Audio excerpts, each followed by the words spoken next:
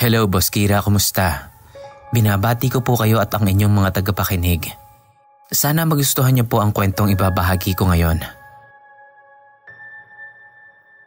Dati po, madalas akong bangungutin sa bahay ng lola ko. Kaya lumipat ako dito sa bahay namin. Akala ko, hindi na ako babangungutin nun. Pero parang sinundan kasi ako ng bangungot na yon. Isang gabi, binangungot ulit ako. At sa panaginip ko na yon, ay nagsitanggalan daw yung mga ngipin ko. As in lahat po nabunot. Ang ibig sabihin daw ng panaginip na yon ay pangitain na may mangyayaring hindi maganda sa akin o sa pamilya ko. May mamamatay daw sa mga mahal ko sa buhay. Maaaring mamatay daw sa masakit na paraan, disgrasya at kung ano pa. Katulad po na nangyari sa tatay ko. Namatay siya sa masakit na paraan. Kagaya nga po ng naikwento ko, namatay po si tatay ng dahil sa kulam. Ito naman po ay karanasan ni nanay ko. Nanonood po kami ng TV noon habang nagdi-dinner. Pagkatapos kumain, hinugasan ko na agad yung pinggan. Ugali ko na po na maligo at maglaba kapag gabi, Boss Kira. Matapos kong gawin yon, paglabas ko po ng banyo ay tahimik yung kusina. Tulog na yung mga kasama ko sa bahay. 10:00 ng gabi noon. Nakaramdam ako ng gutom.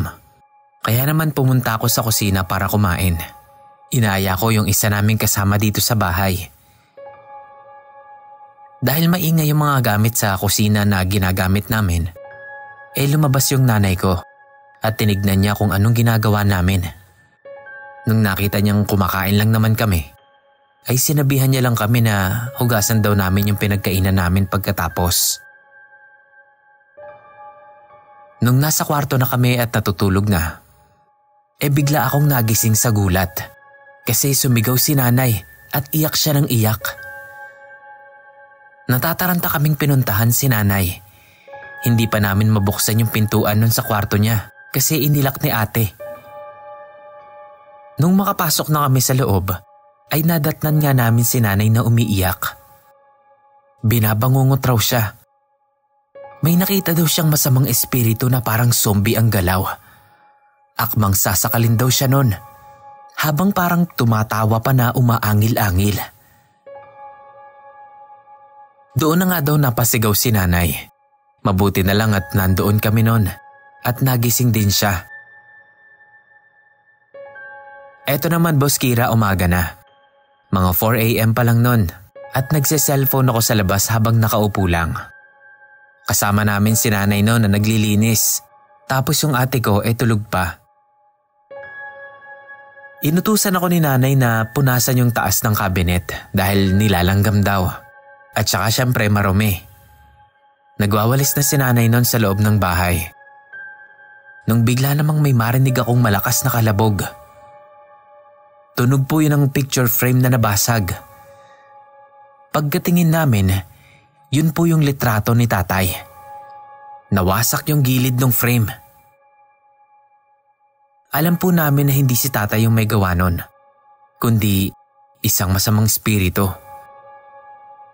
Pinulot at nilinis yun ni nanay. Hinimas-himas niya habang umiiyak. Binilhan na lang namin yun ng bagong photo frame at yung mas maganda pa kaysa dun sa nasira. Sinabitan ko din ng rosaryo yung mga kwarto namin para hindi na kami masyadong binabangungot. Yun ay naging gabay at kaligtasan namin. Dahil pagkatapos nun, hindi na o bibihirang-bibihira na kami bangungutin. Yun lang, Boss Kira. Salamat.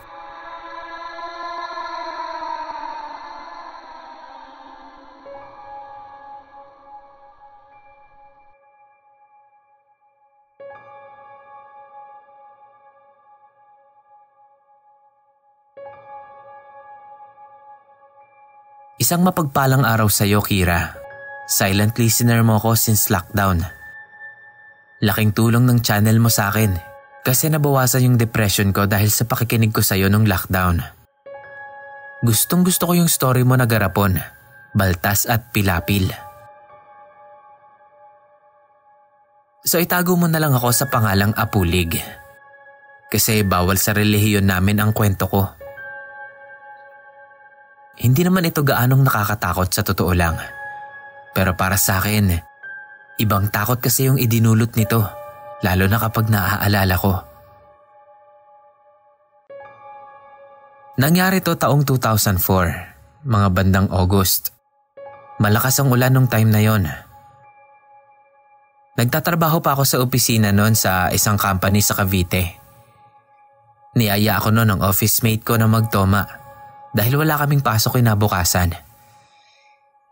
Pinsan ko nga pala yung office mate ko na yon.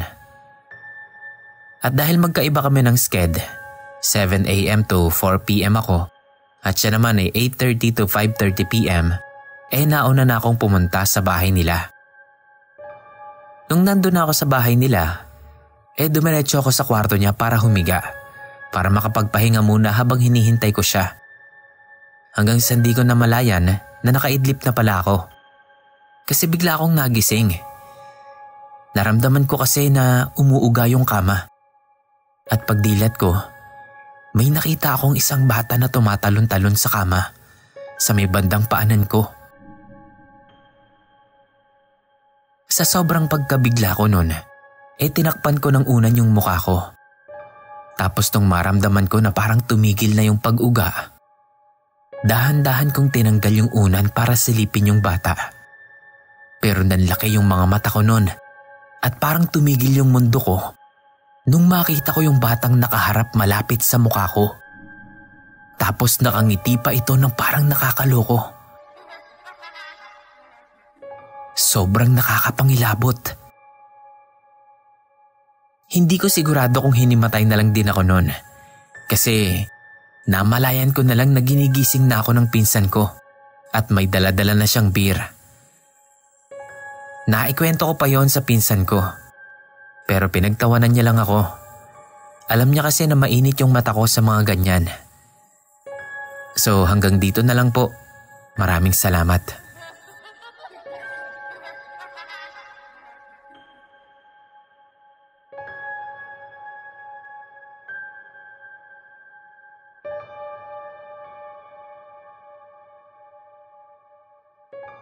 Hello, Boss Kira. Isa po ako sa inyong mga tahimik na tagasunod sa mga kwentong kababalaghan. Parang naging stress reliever ko na lang din to. 2021 po nung mangyari to. Kasagsaga ng lockdown yon. Employed pa ako sa isang company dito sa Cagayan de Oro. Para sa kaligtasan ng lahat, ang mga empleyado ay tumutuloy sa isang hotel na ginawang kondo na pagmamay-ari lang din ng company na pinapasukan ko. Kwento ko muna yung status ng tinutuluyan kong kwarto. Nasa 5th floor kami nun. Sa loob ng room, 4 kaming lalaki, pero separated lahat ng kwarto. Sa labas ng kwarto namin ay isang opisina ng insurance na nirerentahan lang. Tapos sa pagkakaalam ko, minsan may natutulog din doon. Paakyat ng room namin ay hagdanan. Pero meron din namang elevator. Kaso napakaluma na. At parang pwedeng pumalya anytime. Kaya exercise na lang din namin yon. Minsan, na-assign ako sa panggabing duty. 6 p.m. to 3 a.m. Pag-akyat ko, normal na lang sa akin na napaka-creepy ng lugar na yon. Napakatahimik. Yun bang nakakabinging katahimikan ng 3:00 ng umaga? Pagliko ko sa may hallway ng room namin, may nakita akong babae na nakatayo sa may pinto ng opisina na nirerentahan. Nakatayo lang siya doon. Walang imik, walang ingay. So ako naman napapasok na. Sabi ko, "Ay ate, good morning po. Sino po sila? Wala pa pong tao dyan. Siguro umuwi po ng uptown kasi taga-uptown po sila. Basin og 11:00 pa unya mamalik," sabi ko sa kanya. Tsaka pa lang siya lumapit sa akin nun. Tumingin, Tumango ng 2 beses at saka ako tinapik. Sabi niya, "Okay, salamat Dong." Sinundan ko pa ng tingin yung pag-alis niya. Baba lang siya. Baba ng hagdan. Ako naman, punta na sa kwarto. Vape ng konti at natulog na. Kinaumagahan, paglabas ko ng kwarto, 2:00 na ng hapon. Nakita ko yung staff na nakabantay sa may opisina. Tinawag ko siya. "Col, kanina mga 3:00 ng madaling araw, nung pag-uwi ko, may nakita akong babae dyan. Nakatayo lang siya. Mga nasa 50s na siguro yun. Matangkad na medyo maitim. Nakataas yung buhok tapos may nunal sa noo.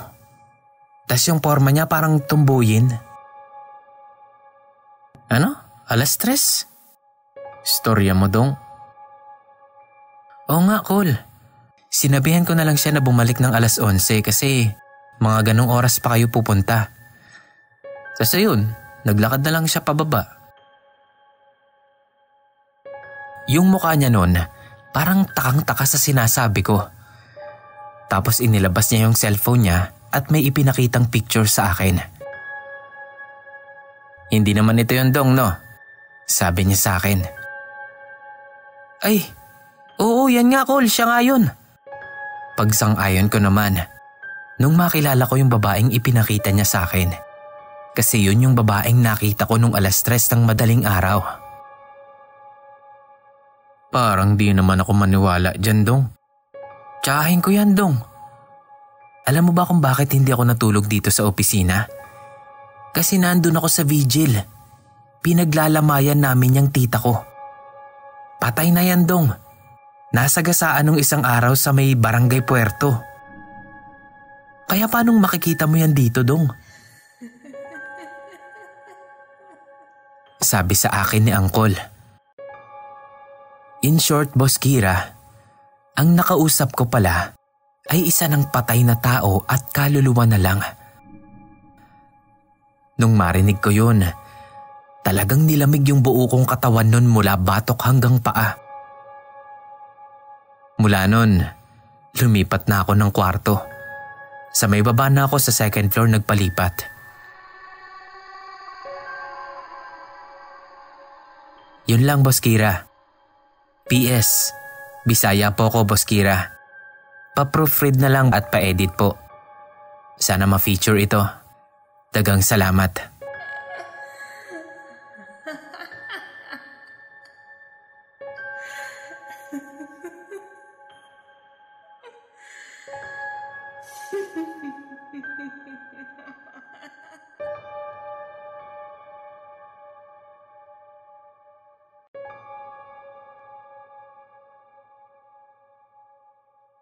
Nangyari po ito noong ako'y grade 12 student pa lang. Year 2019. Finals na po namin nun. Bale, magpapaprint ako dahil report ko kinabukasan. Kaya nagmamadali na ako. Bandang 8 PM po ako natapos sa pagtatype sa laptop. Wala akong printer, kaya need ko pang pumunta sa kabilang block. Dahil nagmamadali na ako nun, hindi na ako nagpasama sa kapatid ko. Kasi 9 PM lang, magsasara na yung computer shop. Malayo pa naman yun sa bahay namin. Habang naglalakad ako, nakita kong masyadong madilim yung dadaanan ko papunta sa computer shop. Kaya naman napagdesisyonan ko na dumaan na lang sa kabilang kalye. Dahil hindi ganoon kadilim doon. Ang problema lang, may aso. So ayun nga, Sir Kira. Habang naglalakad ako, parang may kakaibang pakiramdam akong nararamdaman. Yun bang parang ang bigat ng pakiramdam? Tapos biglang lumamig yung paligid. Nakapagtataka lang din kasi parang may nakapasan sa akin. Hindi ko na lang tinakot yung sarili ko dahil nga nagmamadali na rin ako nun. Overacting na akong maituturing.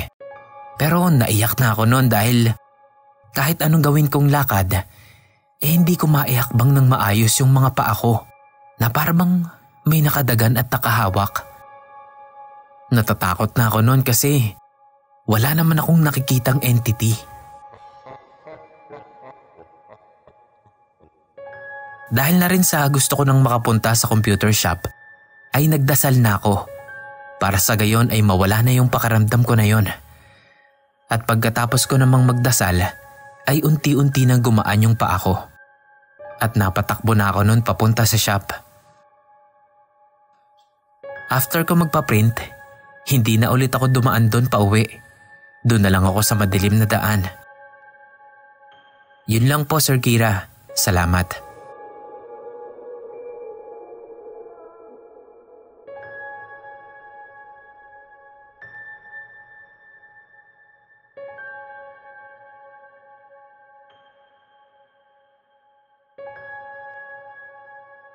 Hello po, Boss Kira.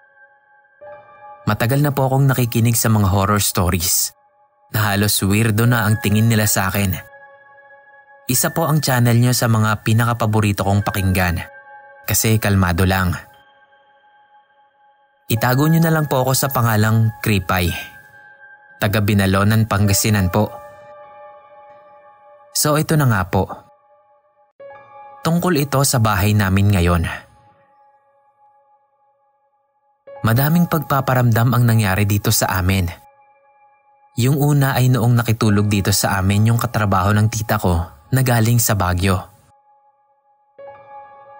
Naikwento nung isang katrabaho niya na naalimpungatan daw siya ng madaling araw at napatingin siya sa may pinto papunta sa kusina namin. Doon daw ay may nakita siyang isang matandang nakasabit. At sa takot niya, ay hindi daw siya nakagalaw. Yung pinto kasi namin papunta sa kusina at yung pinto sa harap palabas ng bahay ay magkatapat. Ang sabi nila, malas daw yun. Pangalawa naman po ay ako ang nakaranas. Malapit na ang birthday ko noon, July yun. Malakas ang ulan at kidlat nung mga panahon na yon. Bale natutulog na ako noon nang maalimpungatan ako dahil nga sa lakas ng kidlat. Sa hindi malamang dahilan ay napatingin ako sa may pinto namin papuntang kusina. At doon ay kitang-kita ko ang isang taong nakabarong. Malaki ang katawan niya at itim na itim yung mga mata. Hindi ako pwedeng magkamali. Si Papa yun. Na nung mga panahon na yon ay 11 years nang patay.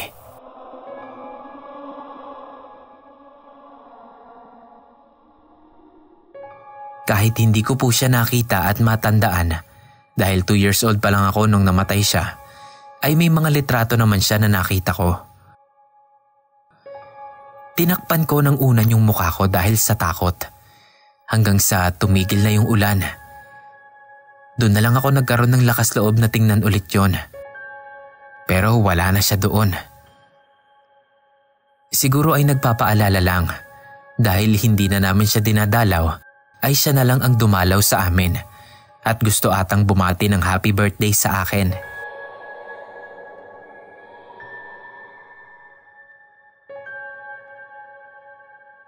Yung iba naman pong mga pagpaparamdam dito sa amin may mga batang tumatakbo dito sa loob ng bahay namin na sa peripheral vision ko lang nakikita. Pero sure po ako na yung anak yun ni tita na namatay na. Lalaki yun at nakasuot ng napakaputing damit. At minsan kong nakita na tumatakbo siya papunta sa kwarto nila. Yung isa naman ay noong December 9, 2023 lang nangyari. Ang pinsan at kapatid ko naman ang nakakita noon. Nakita daw nila itong tumatakbo ng mabilis. Nakapink daw yon at mahaba ang buhok. Walang bata dito sa bahay nung mga oras na yon dahil nakikontes yung pinsan kong babae noon. At kung siya man yung tumakbo na yon, ay imposible ring siya yon kasi maiksi ang buhok ng pinsan ko.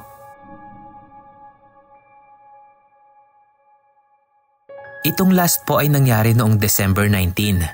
Last year lang din po, 2023. Nasa labas kaming lahat nun nang mapadaan si tita sa may bintana papunta doon sa likod bahay namin.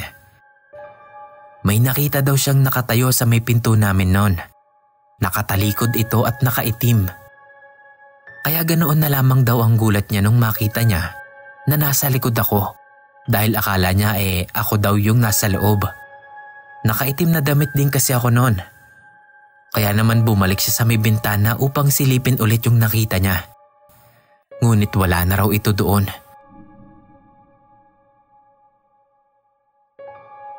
Yun lang po, Sir Kira. Marami pa po sana akong gustong ibahagi. Pero sa susunod na yon, napahaba na yung kwento ko. Salamat po, sir. Ipagpatuloy niyo lang po ang pag-upload at more power po sa inyo.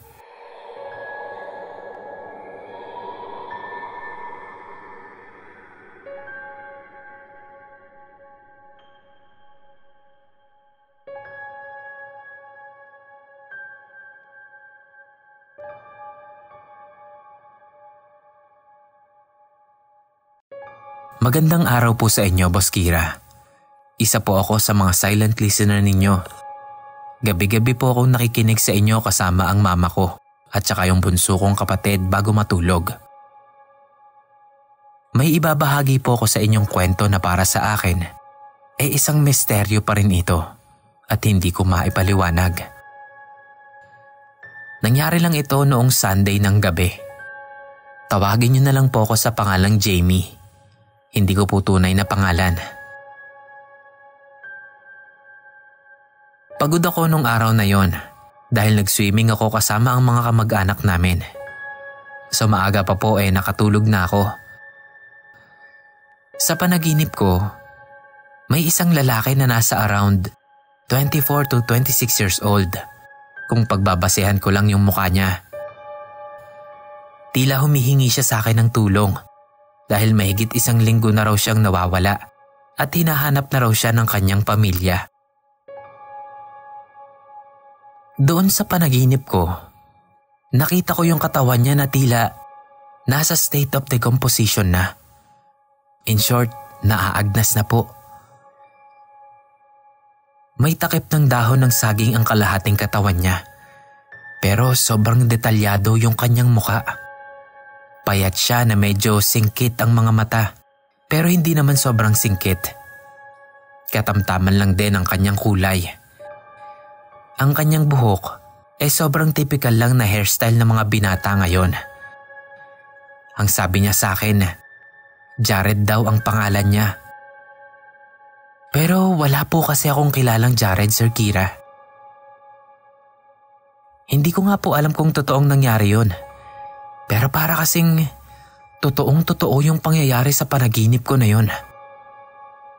Ang katawan niyang wala ng buhay at nabubulok na ay nasa may gilid ng kalsada. Ang itsura ng lugar ay tila ba yung parang papunta ka lang sa dagat. Yung parang bangin lang na medyo masukal ang daan. Ang daming sasakyan at tao na dumadaan sa kalsada na yun. Pero tila ba walang nakakapansin sa katawan ng lalaki. Ang pinaka-weirdo sa lahat ay tila naaamoy ko yung naaagnas niyang katawan kahit alam kong sa panaginip ko lang naman nangyari yun.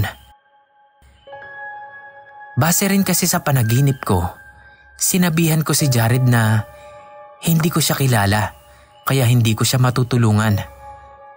Pero sobra po siyang nagmamakaawa sa akin na tulungan ko siya. Pero wala talaga akong magagawa kasi hindi ko naman talaga siya kilala kasi.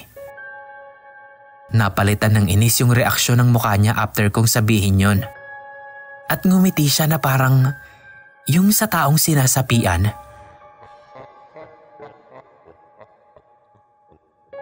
Hanggang ngayon, Boss Kira, tila palaisipan pa rin sa akin ang panaginip kong iyon. Dahil yun ang kauna-unahang pagkakataon na mangyari sa akin yun. Naisipan ko na lang na ipagdasal ang kanyang kaluluwa para matahimik na siya. Kayo na lang pong bahalang mag-ayos ng kwento ko, Sir Kira. kasi medyo magulo po. Sana mapili niyo po itong kwento ko dahil naghahanap po talaga ako ng kasagutan tungkol doon sa panaginip ko na yon.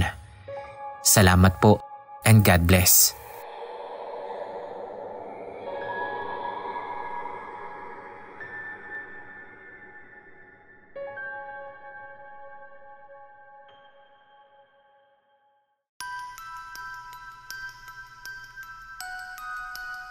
Okay. So sa last story po natin, medyo mahirap nga yung kalagayan mo na yan, no? Kasi panaginip lang yun eh. Kung sasabihin mo sa iba o magre-report ka sa mga pulis, hindi din naman natin alam kung paniniwalaan ka nila. Maliban na lang siguro kung makikilala o matutukoy mo yung lugar na sinasabi ni Jared sa panaginip mo. Pero, oo nga no. Kasi kung sa akin man mangyari yon, parang hindi ko rin alam kung anong gagawin ko. Siguro lalapit ako sa expert sa ganyang field. Baka kasi talagang humihingi siya ng tulong. Malay mo, yun lang yung nag-iisa niyang pagkakataon na makahingi ng tulong para mabigyan siya ng hustisya at mahanap na siya ng pamilya niya.